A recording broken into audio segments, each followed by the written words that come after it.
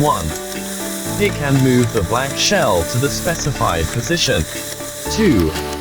Push springs, drop springs, and press springs. 3. Check whether the spring and black shell are installed in place. 4. Pick and move the silver case.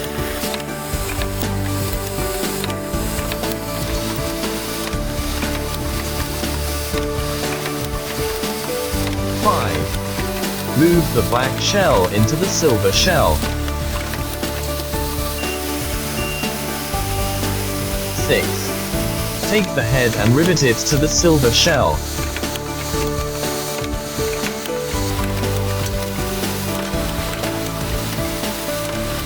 7. Remove finished products.